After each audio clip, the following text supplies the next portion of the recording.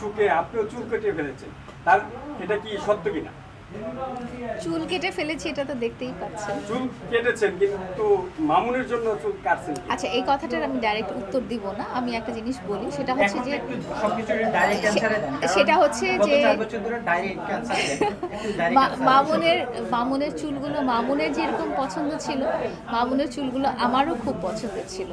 আর মামুনের মানে দুনিয়ার সব কিছু উল্টাপাল্টা হয়ে গেলে ওর চুলটা ঠিক থাকতে হবে, এবং ওইটার জন্য ও যত রকম যত্ন দরকার, যত রকম কেয়ার দরকার সে করেছে, এবং আমিও তাকে করে দিয়েছি বা এনে দিয়েছি। তো একটা মানুষের উইকনেস যেখানে, হ্যাঁ, আমার ভালোবাসার মানুষের উইকনেস যেখানে, সেটা আমারও উইকনেস। তো ডেফিনেটলি আমি তো ওইটা একেবারেই মানতে পারি নাই। আমার এক্সট্রিম খারাপ লেগেছে, এক্সট্রিম কষ্ট লেগেছে।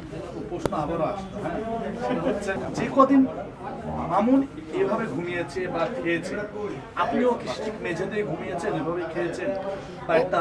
আচ্ছা, এটা আপনাকে একটা ভাই হিসেবে সত্যি কথা বলি, মামুন যেদিন থেকে মামুনকে কুমিল্লা থেকে নিয়ে আসা হলো, আপনারা হয়তো আমাকে দেখেননি, আমি সেদিন থেকেই পুলিশ স্টেশনে ছিলাম। আমি পুলিশ স্টেশনে ছিলাম যখন থেকে ওকে নিয়ে আসা হয়েছে, তখন থেকে ওর সাথে আমি দেখা করতে পারিনি। ওকে এক জায়গায় রাখা হয়েছে, আমি এক জায়গায় দাঁড়িয়েছিলাম, মানে যেখানে দর্শনার্থীরা বা নর্মাল লোকরা দাঁড়াতে পারে। হ্যাঁ, এই কথাটা একটা ভাই হিসেবে আপনার সাথে শেয়ার করছি যে আমি ওখানে ছিলাম। ও সারা রাত ছিল, আমি সারা রাত ছিলাম। জেলে তো আমার যাওয়ার অবস্থা হয়, বাসাতে আমি ঘুমাইনি।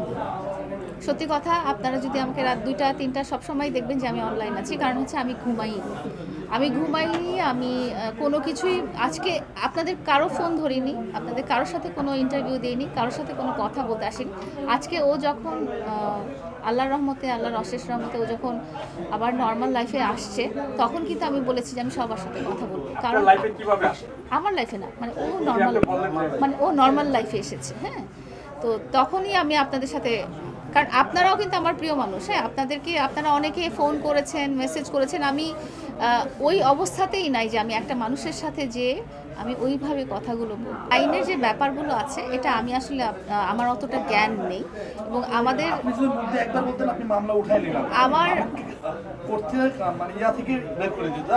এখানে মনে হয় কিছু আইনগত জটিলতা আছে যেটা আমি বলতে পারছি না। আমি আসলে ক্লিয়ার না হয়ে এই ব্যাপারটা কথা বলতে পারবো না। এটার মধ্যে মনে হয় কিছু একটা জটিলতা আছে যেটা আমি জানি না বা আমার জানা নেই। এটা আমার লয়াররা বা মামুনের লয়াররা হয়তো আপনাকে ভালো করে বলতে পারবে। উনি হয়তো কালকে আপনাদেরকে বুঝিয়েছেন জিনিসটা। তো এটার মনে হয় কিছু একটা প্রসেস বা প্রক্রিয়ার মধ্যে দিয়ে আসতে হয়। ভালোবাসা চিরজীবী হোক।